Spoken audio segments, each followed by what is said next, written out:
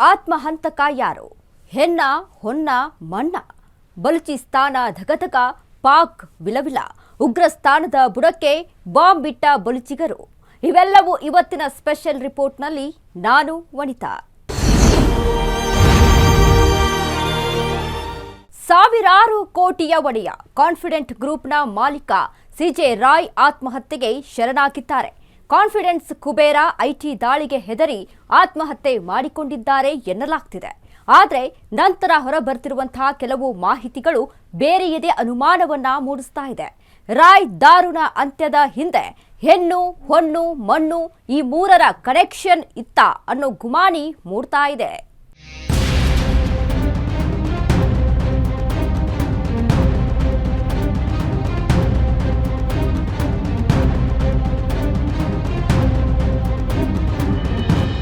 ಮನುಷ್ಯ ಎಷ್ಟೇ ಹಾರಾಡಿದ್ರೂ ಕೊನೆಗೆ ವಿಧಿ ಅನ್ನೋದೇ ಅಂತಿಮವಾಗುತ್ತೆ. ಸಾವಿರಾರು ಕೋಟಿ ಹಣವಿದ್ರೂ ಆತನ ಸಮಯ ಬಂತೆಂದ್ರೆ ಎಲ್ಲವೂ ಕೊನೆಯಾಗುತ್ತೆ. ಆತನ ಬಳಿ ಇರೋ ಅಪಾರ ಹಣವಾಗ್ಲಿ, ಜನ ಬೆಂಬಲವಾಗ್ಲಿ ಯಾವುದು ಕೂಡ ಕೆಲಸಕ್ಕೆ ಬರೋದಿಲ್ಲ. ಈಗ ಕಾನ್ಫಿಡೆಂಟ್ ಮುಖ್ಯಸ್ಥನ ವಿಷಯದಲ್ಲೂ ಕೂಡ ಇದೇ ಮಾತು ಅಕ್ಷರಶಃ ನಿಜವಾಗಿದೆ. ಸಾವಿರಾರು ಕೋಟಿ ಮಾಲೀಕನ ಬದುಕು ದುರಂತ ಅಂತ್ಯವಾಗಿದೆ. ತನ್ನ ಬದುಕಿಗೆ ತಾನೇ ಇತಿಶ್ರೀ ಹಾಡಿಕೊಂಡಿದ್ದಾರೆ ಉದ್ಯಮಿ ಸಿಜೆ ರಾಯ್.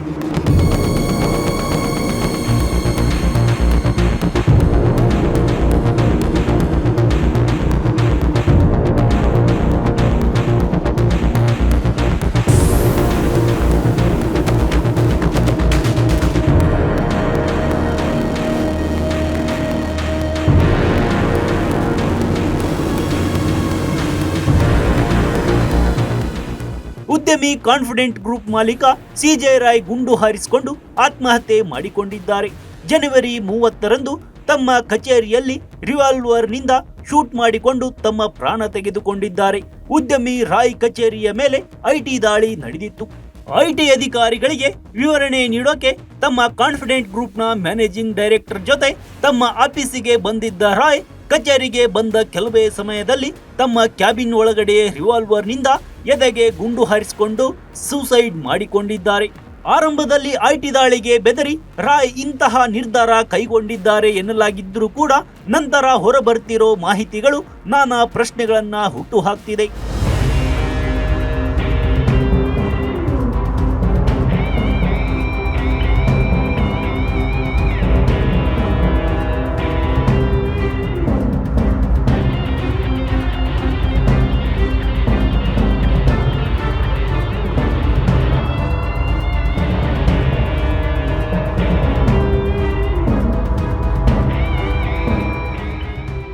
ಉದ್ಯಮಿ ಸಿಜೆ ರಾಯ್ ಮೇಲೆ ಐಟಿ ದಾಳಿ ನಡೆದಿರೋದು ಇದೇ ಮೊದಲ ಬಾರಿಗೇನಲ್ಲ.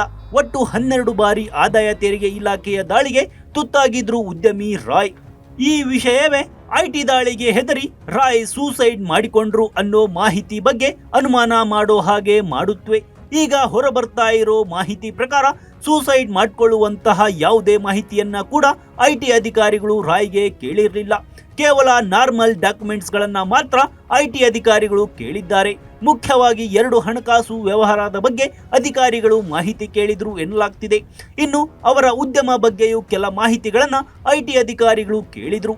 ಇವೆಲ್ಲದರ ಜೊತೆಗೆ ಓರ್ವ ಪ್ರಭಾವಿ ರಾಜಕಾರಣಿ ಜೊತೆಗಿನ ವ್ಯವಹಾರದ ಬಗ್ಗೆಯೂ ಕೂಡ ಐಟಿ ಅಧಿಕಾರಿಗಳು ಮಾಹಿತಿ ಕೇಳಿದ್ರು ಅನ್ನೋ ಮಾಹಿತಿ ಇದೆ. ರಾಯ್ ಕಚೇರಿ ಮೇಲೆ ದಾಳಿ ಮಾಡಿದ್ದ ಐಟಿ ಅಧಿಕಾರಿಗಳು ರಾಯ್ ಉದ್ಯಮ ಹಾಗೂ 2 ಮುಖ್ಯವಾದ ಹಣದ ವ್ಯವಹಾರದ ಬಗ್ಗೆ ಪ್ರಶ್ನೆ ಮಾಡಿದ್ರು. ಜೊತೆಗೆ ಓರ್ವ ರಾಜಕಾರಣಿಯ ಜೊತೆಗಿನ ವ್ಯವಹಾರದ ಬಗ್ಗೆಯೂ ಮಾಹಿತಿಯನ್ನ ರಾಯ್ ಬಳಿ ಕೇಳಲಾಗಿತ್ತು. ಆ ರಾಜಕಾರಣಿಯ ಜೊತೆಗಿನ ಜಾಯಿಂಟ್ ಡೆವಲಪ್ಮೆಂಟ್ ಬಗ್ಗೆ ಐಟಿ ಅಧಿಕಾರಿಗಳು ಮಾಹಿತಿ ಕೇಳಿದ್ರು. ಇದೇ ರಾಯ್ ಸಾವಿಗೆ ಕಾರಣವಾಯ್ತಾ? ಆ ರಾಜಕಾರಣಿ ಹೆಸರನ್ನ ಬಾಯ್ಬಿಡೋಕೆ ಸಾಧ್ಯವಾಗದೆ ಒತ್ತಡದಿಂದ ರಾಯ್ ತಮ್ಮ ಪ್ರಾಣ ಕಳೆದುಕೊಂಡ್ರ ಗೊತ್ತಿಲ್ಲ. ಸದ್ಯಕ್ಕೆ ಈ ಯಾವ ಪ್ರಶ್ನೆಗಳಿಗೂ ಕೂಡ ಉತ್ತರವಿಲ್ಲ. ಎಲ್ಲವೂ ಕೂಡ ತನಿಖೆಯ ನಂತರವೇ ಬಯಲಾಗಬೇಕಾಗಿದೆ. ಆದ್ರೆ ಉದ್ಯಮಿ ರಾಯ್ ಈ ಹಿಂದೆ ಅನೇಕ ಬಾರಿ ಐಟಿ ವಿಚಾರಣೆ ಎದುರಿಸಿದ್ರು. ಹಾಗಾಗಿ ಐಟಿ ವಿಚಾರಣೆ ಉದ್ಯಮಿ ರಾಯ್ಗೆ ಹೊಸದೇನಲ್ಲ. ಇದು ಐಟಿ ದಾಳಿಯಿಂದಲೇ ರಾಯ್ ಆತ್ಮಹತ್ಯೆ ಮಾಡಿಕೊಂಡಿಲ್ಲ ಅನ್ನೋ ಅನುಮಾನಗಳಿಗೆ ಮತ್ತಷ್ಟು ಪುಷ್ಟಿ ನೀಡುತ್ತೆ.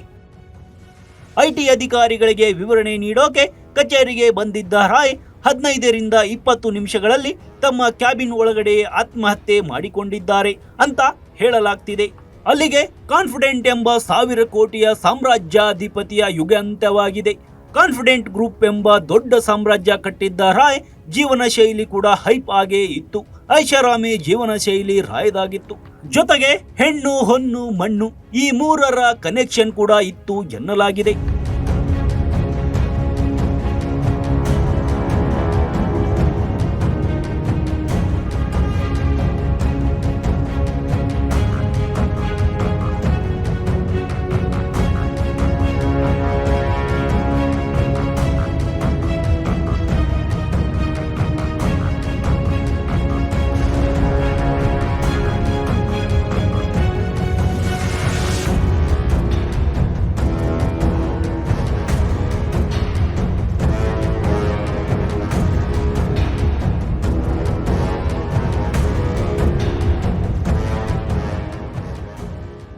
ಸಾಮಾನ್ಯವಾಗಿ 100 ಕೋಟಿ 1000 ಕೋಟಿ ವ್ಯವಹಾರ ಹೊಂದಿರುವ ಬಿಸ್ನೆಸ್ ಮ್ಯಾನ್ ಮುಖ್ಯವಾಗಿ ಐಷಾರಾಮಿ ಜೀವನ ಶೈಲಿಯನ್ನ ಹೊಂದಿರ್ತಾರೆ.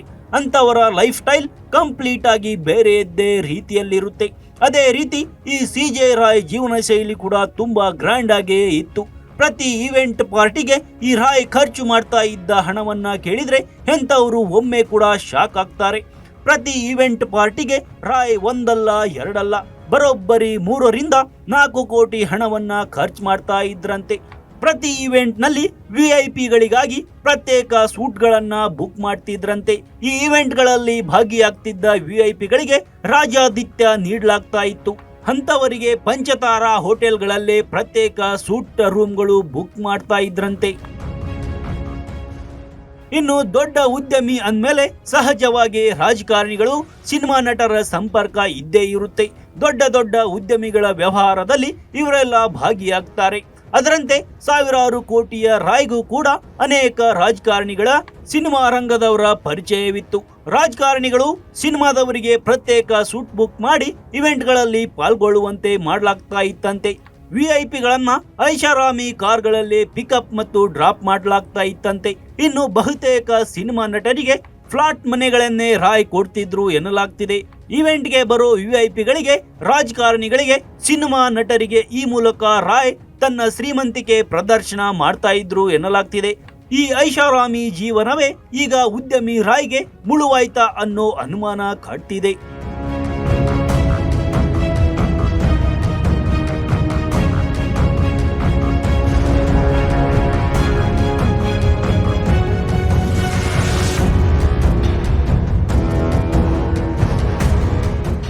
ಬಹುತೇಕ ದೊಡ್ಡ ಕುಳಗಳಿಗೆ ಇರೋ ಹಾಗೆ ಹೆಣ್ಣು ಹಣ್ಣು ಮಣ್ಣು ಈ ಮೂರರ ಕನೆಕ್ಷನ್ ಕೂಡ ಉದ್ಯಮಿ ರಾಯ್ಗೆ ಇತ್ತು ಎನ್ನಲಾಗ್ತಿದೆ. ದೊಡ್ಡ ಮೊತ್ತದ ಹಣ ನೀಡಿ ನಟಿಯರನ್ನ ಪಾರ್ಟಿಗಳಿಗೆ ಕರೆಸ್ತಾ ಇದ್ರು ಅನ್ನೋ ಮಾಹಿತಿ ಕೂಡ ಇದೆ. ಆ ಮೂಲಕ ಲಾವಿಶಿಂಗ್ ಲೈಫ್ ಸ್ಟೈಲ್ ಅನ್ನೇ ಲೀಡ್ ಮಾಡ್ತಾ ಇದ್ರು ಬಿಸ್ನೆಸ್ ಟೈಕೂನ್ ಸಿಜೆ ರಾಯ್. ಹಾಗಾಗಿ ರಾಯ್ ಆತ್ಮಹತ್ಯೆ ಹಿಂದೆ ಯಾವುದಾದ್ರೂ ಮಾಯಾಂಗನೆಯ ನೆರಳಿತ್ತ ಅನ್ನೋ ಆಂಗಲ್ ನಲ್ಲಿ ಕೂಡ ತನಿಖೆ ನಡೆಯಲಿದೆ. ಇನ್ನು 1000 ಕೋಟಿ ಒಡೆಯನಾಗಿದ್ದ ಸಿಜೆ ರಾಯ್ಗೆ ಕೆಲವು ಶೋಕಿಗಳು ಕೂಡ ಇದ್ವು.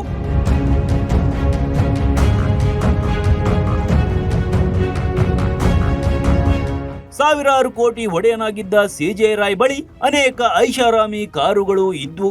ಕಾಸ್ಟ್ಲಿ ವಸ್ತುಗಳ ಖರೀದಿ ಮಾಡೋ ಶೋಕಿ ಕೂಡ ಉದ್ಯಮಿ ರಾಯ್ಗಿತ್ತು. ಹೀಗಾಗಿ ಬರೋಬ್ಬರಿ 1 ಕೋಟಿ ಬೆಲೆಯ ಫಾರಿನ್ ಮೇಡ್ ಗನ್ ಖರೀದಿ ಮಾಡಿದ್ರು. ಹೌದು, ಇದು ನಂಬೋಕೆ ಕಷ್ಟವಾದ್ರೂ ಸತ್ಯ. ಉದ್ಯಮಿ ರಾಯ್ ಬಳಿ 1 ಕೋಟಿ ಬೆಲೆಯ ಆಸ್ಟ್ರೇಲಿಯನ್ ಮೇಡ್ ಗನ್ ಇತ್ತು. ಇದೇ ಪರ್ಸನಲ್ ಗನ್ ನಿಂದಲೇ ರಾಯ್ ಶೂಟ್ ಮಾಡಿಕೊಂಡು ಆತ್ಮಹತ್ಯೆ ಮಾಡಿಕೊಂಡಿದ್ದಾರೆ. ಇತ್ತ ರಾಯ್ ಆತ್ಮಹತ್ಯೆಗೆ ಕೇರಳ ಎಲೆಕ್ಷನ್ ಕಾರಣ ಅನ್ನೋ ಸುದ್ದಿಯೂ ಕೂಡ ಹರಿದಾಡ್ತಿದೆ. ಒಟ್ನಲ್ಲಿ 1000 ಕೋಟಿಯ ಸರದಾರ ಸಿಜೆ ರಾಯ್ ಆತ್ಮಹತ್ಯೆಗೆ ನಿಖರ ಕಾರಣ ಏನು, ನಿಗೂಢ ಸಾವಿನ ಹಿಂದೆ ಹೆಣ್ಣು ಹೊನ್ನು ಮಣ್ಣುಗಳ ಕನೆಕ್ಷನ್ ಇದೆಯಾ ಅನ್ನೋದು ತನಿಖೆಯ ನಂತರವೇ ಗೊತ್ತಾಗಲಿದೆ. ಕಾನ್ಫಿಡೆಂಟ್ ಗ್ರೂಪ್ ಮಾಲೀಕ ಸಿಜೆ ರಾಯ್ ಆತ್ಮಹತ್ಯೆಯ ಬಗ್ಗೆ ಅನೇಕ ಅನುಮಾನಗಳು ವ್ಯಕ್ತವಾಗ್ತಿವೆ. ಉದ್ಯಮಿಯ ಸಾವಿಗೆ ನಿಖರವಾದ ಕಾರಣವೇನು ಅನ್ನೋದು ಸೂಕ್ತ ತನಿಖೆಯ ನಂತರವಷ್ಟೇ ಬಯಲಾಗಲಿದೆ.